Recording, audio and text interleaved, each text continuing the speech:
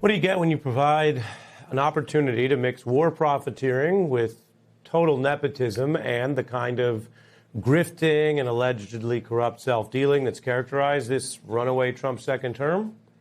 Well, you get a story like this. A Pentagon deal worth $500 million going to a company that is linked to the president's son, Donald Trump Jr. And if you say, well, it's a big economy, what if it was a coincidence? Fair question. ProPublica, though, reviewed the Pentagon's own records, interviewed U.S. officials, and has this investigative report. A reminder that, as we've told you, journalism still matters these days. They found a request to loan hundreds of millions of dollars to this Trump-linked firm was made by a longtime Trump loyalist who's been in both terms and did a stint in prison, 3 to 4 months in federal jail, Peter Navarro, a senior Trump advisor who is, according to ProPublica, pretty friendly with Donald Trump Jr. Quote, the call came from the White House. We have to get this done. That's bad, including for any further and future corruption inquiries that could face Donald Trump Jr. or others who are not immune under Donald Trump's professional Supreme Court immunity.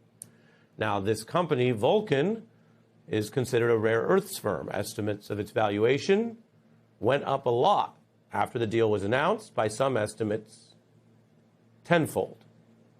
All of that could benefit Donald Trump Jr.'s venture capital firm, which has allegedly some kind of stake in the company. And as for those details, well, they could release them, and we'd tell you exactly what the documents are.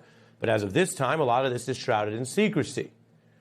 Trump Jr. says that he had nothing to do with the deal, and he says he did not discuss it with Peter Navarro.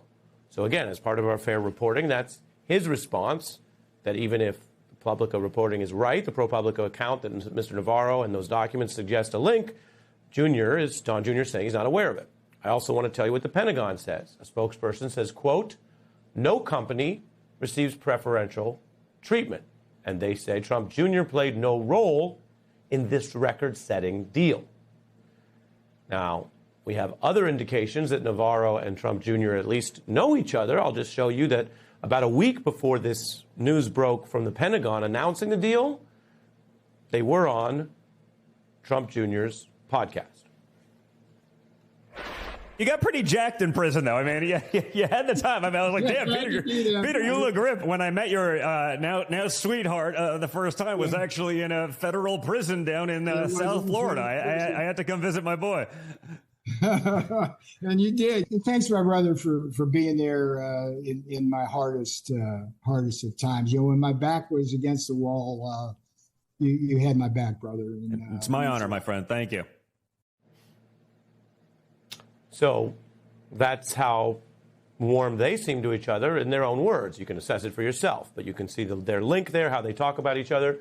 Now, if Donald Trump Jr. wants to just put forward a clear record of what he did and didn't do, and that could be easy if his answer is he didn't know about any of it and didn't talk to Navarro about it ever, well, there's a way you can do that. You can submit an affidavit. You can clear it up that way. Obviously, these days, just saying it doesn't exactly answer the whole thing, but a legally binding affidavit or going and testifying to Congress about it would put this to rest. We would certainly report on that if he did it.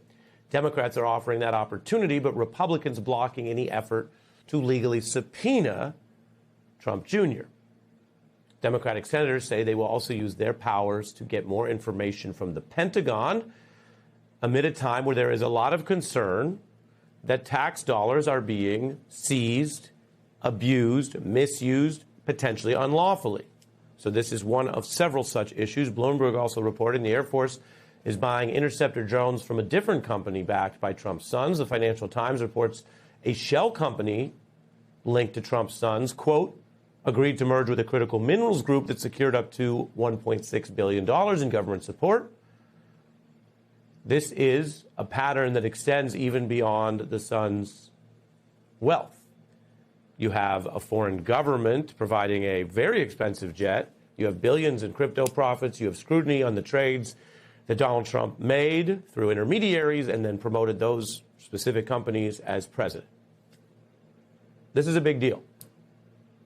We know the facts matter because when they come out, we hear a lot of efforts to go after the media or lie about them. If they didn't care and it didn't matter, they wouldn't have to do all of that. And we also know the midterms could bring a whole different subpoena power to get to the bottom of a lot of these things to protect your tax dollars, among other things. Following some real big investigative reporting, we're joined by Robert Federucci, a Pulitzer Prize-winning reporter at ProPublica, with that bombshell about a White House official reportedly intervening for an over $500 million contract to this company linked to Donald Trump Jr. I mentioned their denials, which are included, of course, in the reporting. Help us understand what the evidence is that would seem to say there's more to the story than those denials. Yeah, absolutely. So basically what happened here is Don Jr.'s venture capital firm invested in a small North Carolina startup. Then within 3 months, it became public that the Defense Department was going to be loaning this same company upwards of $600 million. The timing is quite interesting. At the time, Democratic lawmakers, good government experts, they raised concerns about cronyism, which the Defense Department and Trump Jr. and his firm tried to dispel. What we found is that this deal was specifically requested by a top aide to the president himself. And of the dozens upon dozens of companies that the Pentagon was considering lending to around this time, the company that the president's son had just invested in was the only one that was originated by a top aide to the president himself. Right, which is very incriminating. You have this other point where you say the White House intervened. Democrats are trying to subpoena Trump Jr. to testify in the Vulcan deal, but blocked by Republicans. As I mentioned, that could change very quickly if there's a couple votes swing in the midterms. Democrats would then have the subpoena power. Do you see this as a ripe area for investigation? Is it possible that if these things were conditioned on rewarding and paying family members, that they violate any federal law?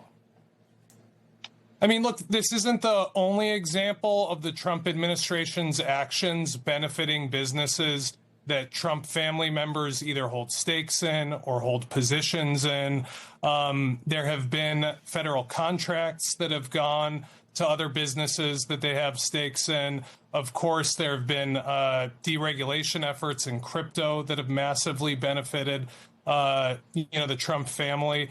This is the first instance where we have found a contract that has benefited a Trump-linked business and tied that directly to the White House.